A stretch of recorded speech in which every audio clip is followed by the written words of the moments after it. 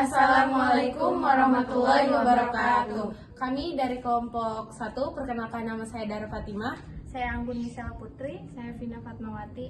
Saya Raiko Ironisa. Saya Usana Pianti. Di sini kami mengambil contoh komunitas organisasi pemuda.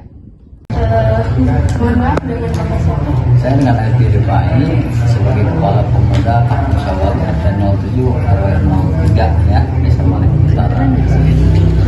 Saya izin bertanya kepada Bapak, apa yang menjadi alasan Bapak sehingga dapat berpikir untuk menciptakan komunitas organisasi pemuda? Nah, intinya kita ingin meluruskan pemuda, jangan sampai gitu. Intinya pergaulan jangan sampai ngelantur. Apalagi sekarang ya, sekarang ini banyaklah di daerah itu ada tentang misalnya kita pemuda mabok, pemuda misalnya gaulnya enggak karuan gitu. Jadi kita ingin meluruskan aja tujuannya, ingin mengarahkan pemuda supaya jangan ada di jalan negatif gitulah, selalu ada di positif terus gitu.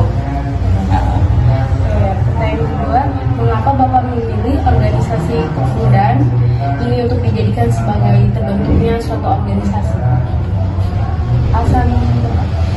ya alasannya ya itulah, kata saya gitu, ingin terus gitu berkarya gitu ya, untuk memajukan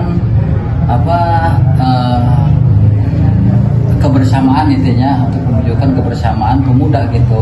Itu aja nih gitu. Yang ketiga, siapakah yang mendirikan organisasi pemuda ini? Yang mendirikan itu pemudanya sendiri, hasil dari musyawarah ya. Keduanya, nah hasil dari musyawarah itu dia menunjuk saya itu sebagai ketua organisasinya gitu. Jadi bukan saya sendiri yang mendirikan, justru para pemudanya yang mendirikan gitu, hasil dari musyawarah gitu.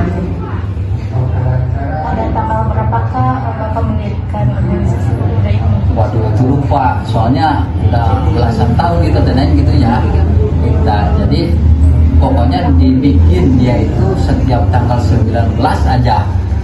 Jadi ulang tahun pemuda aja gitu aja, itu masuk 19 Agustus gitu. Soalnya kita udah berapa tahunnya kan, terus kita udah ngejadi lah tanggal 19 Agustus aja kita ulang tahun pemudanya gitu ya.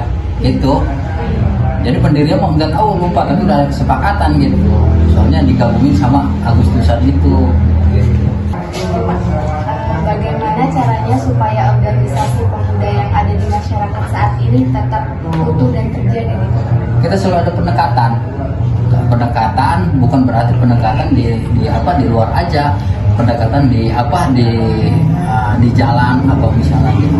Jadi pendekatannya ini satu, kita ciptakan pengajian ya, pengajian pemuda tiap malam Jumat alhamdulillah ada ya gitu. Keduanya, kita ciptakan kegiatan yang lain seperti kemarin kita tambahkan lagi diadakan seni bela diri pencaksilat, itu juga udah sebenarnya udah cukup kita untuk misalnya mendekatkan sama para pemuda supaya jangan jauh sama kita gitu. Dan kedua, bahasa kita lah itu, jangan sampai ngelantur bahasa pemudanya, kita arahkan gitu yang positif ya itulah gitu. Yang keempat, bagaimana peran pemuda di kalangan masyarakat? Atau peran pemuda di masyarakat Neng ya, apa aja lah semacam kayak gini gitu ya, peran-perannya gitu. Nah, intinya kita lah sebagai ketua itu harus bisa mengarahkan gitu supaya pemuda itu di masyarakat supaya jadi peran.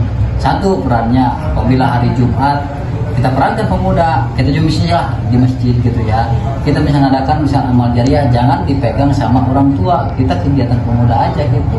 Banyaklah peran-peran yang lain gitu ya gitu, apa misalnya menciptakan kita lapangan sarana olahraga gitu, banyaklah kita arahkan ke situ supaya pemuda itu harus tetap ngumpul, harus tetap sedia sekata gitu. Apa sanksi yang akan diterima organisasi pemuda ketika ada salah satu anggota yang melanggar?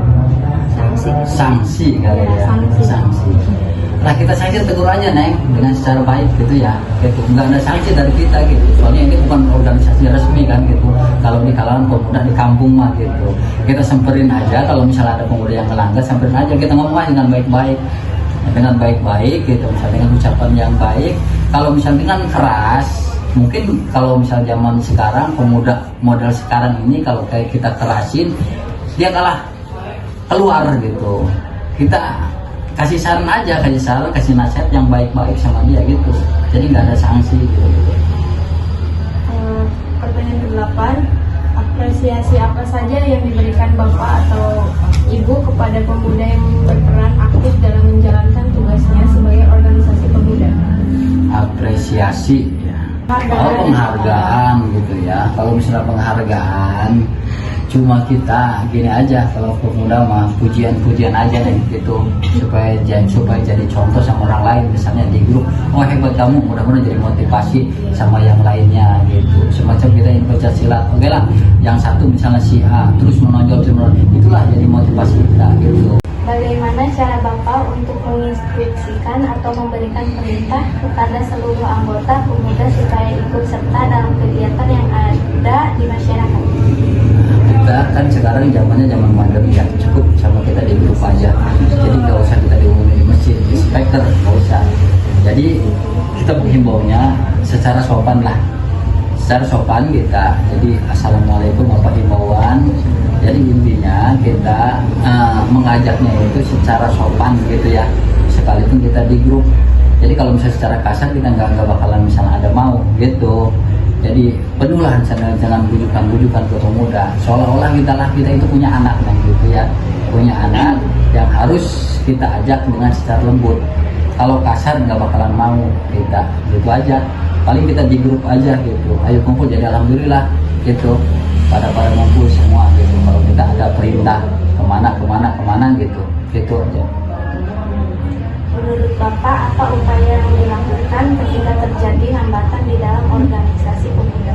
Masih semangat terus gitu, terus semangat gitu. Jadi seolah-olah kegagalan ini bukan berarti kita bukan berarti misalnya kita gagal ya untuk berhenti. Justru kita gagal itu harus kita motivasi buat kita semangat gitu, harus terus kita bangkit gitu. Itu aja. Cukup sekian dan terima kasih. Wassalamualaikum warahmatullahi wabarakatuh.